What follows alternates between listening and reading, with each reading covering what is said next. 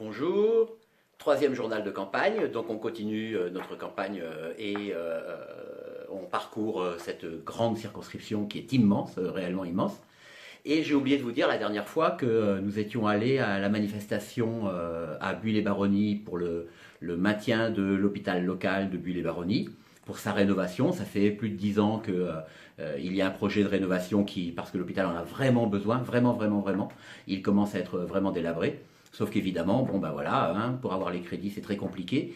Donc un collectif se bat, à sa tête Jean-Pierre Buix, qui est l'ancien maire de Buis-les-Baronnies, qui d'ailleurs avait soutenu notre candidature en 2012 à l'époque, et qui se bat pour avoir les financements de la région. Alors dans cette manifestation, beaucoup de monde, hein, vraiment beaucoup de monde, 600 personnes je crois, en tout cas 600 à 800. En tout cas, on a vu défiler à la tribune des personnalités politiques. Bon, tant mieux qu'elles se mobilisent, on va pas dire le contraire. Sauf que la réalité, elles sont toutes venues dire que, bah oui, c'était essentiel, cet hôpital local, etc., etc., etc. Sauf que bah, c'est les mêmes qui sont au pouvoir, au département, à la région, au gouvernement depuis des années, et qu'ils n'ont rien fait jusque-là, et que tout à coup, ils se réveillent pour dire qu'il faut absolument faire quelque chose, que c'est essentiel. Donc voilà, on était là, une belle ambiance, et puis ensuite on est passé à la foire Ecobio, je vous en ai déjà parlé à Nyons. Alors cette foire Ecobio, j'ai oublié de vous dire un truc, c'est qu'elle est organisée par le CEDER, voilà.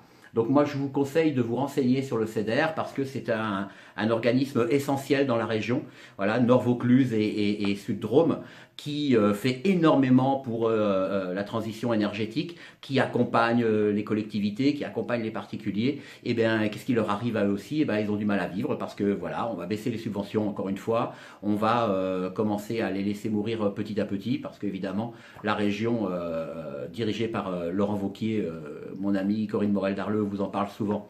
L'écologie, c'est pas son truc, hein, bon. Qu'est-ce que vous voulez je crois que les générations futures seront aptes à juger de ceux qui se sont engagés ou pas. La réalité, c'est que là, le CEDER souffre, alors que pourtant, ils font un travail remarquable et qu'ils ont un projet de lutte contre la précarité énergétique qui est formidable, mais qu'ils ont besoin d'argent. Voilà. Alors, on parlera un jour de la précarité énergétique, hein, mais la précarité énergétique aujourd'hui, elle est due essentiellement au nucléaire et à la production en très très grande quantité par les centrales nucléaires dans les années 70-80 qu'il fallait bien écouler, puisque c'est la théorie hein, de notre système économique. Hein. On produit, on produit, on produit, puis après on trouvera bien les conditions pour écouler.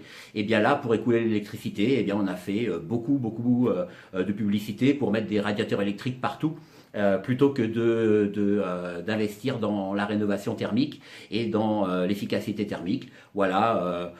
Du coup, eh bien aujourd'hui, il y a des gens et de plus en plus nombreux, et évidemment ceux qui ont le moins en moins de revenus, parce que ce sont des loyers pas chers, mais il y a des gens qui vivent dans des passoires chauffées par des grille-pains et qui ne peuvent plus payer leurs factures parce que, eh bien, les propriétaires, quand ils ont construit, eh bien, et ça ne coûtait rien de mettre un chauffage électrique, évidemment. Donc du coup, toute la charge qui aurait dû être mise par le propriétaire dans les bâtiments pour isoler, pour l'efficacité et la sobriété énergétique, eh bien la réalité, c'est que ce sont les locataires aujourd'hui qui le paient très très cher, parce que l'électricité augmente, on nous a fait croire que c'était pas cher, mais ça augmente. Voilà. Et donc du coup, eh bien, le CEDER veut lutter contre ça, mais il a besoin de crédit, il a besoin d'aide, et moi je vous conseille vraiment d'adhérer au CEDER.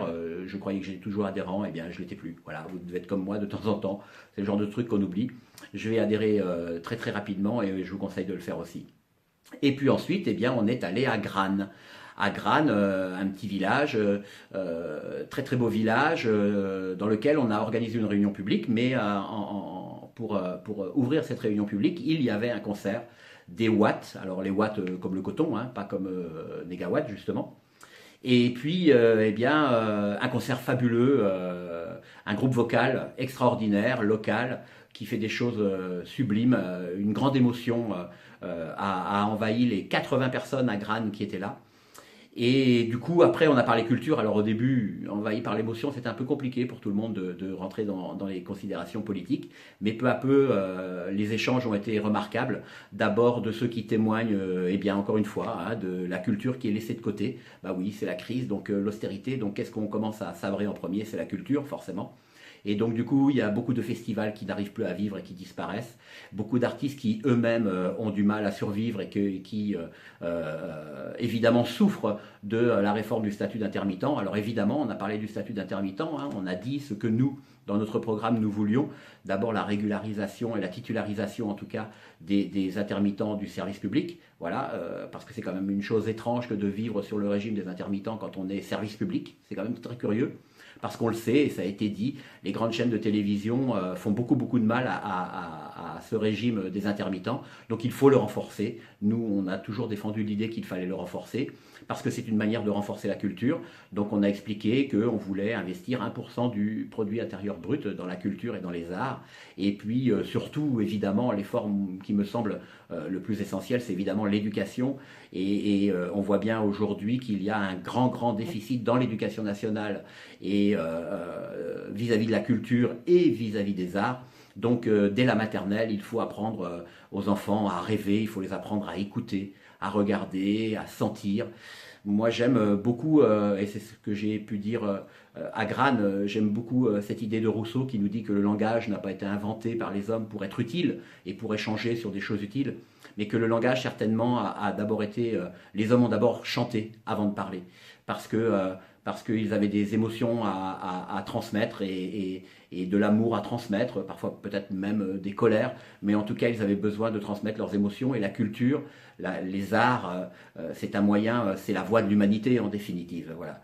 Peut-être autant que l'outil, si ce n'est plus. En tout cas, c'est un besoin vital. Voilà, je considère que c'est un besoin vital.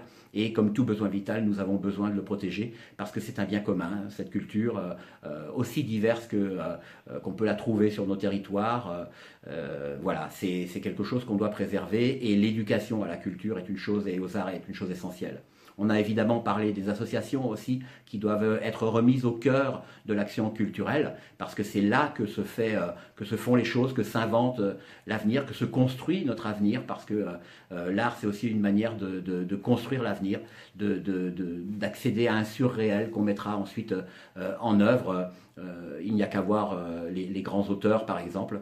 Voilà, on a parlé de tout ça, on a parlé évidemment parce qu'il y avait un ancien responsable important en Drôme de la Fédération des œuvres laïques, donc on a beaucoup parlé de ce travail qui devait être fait sur l'éducation.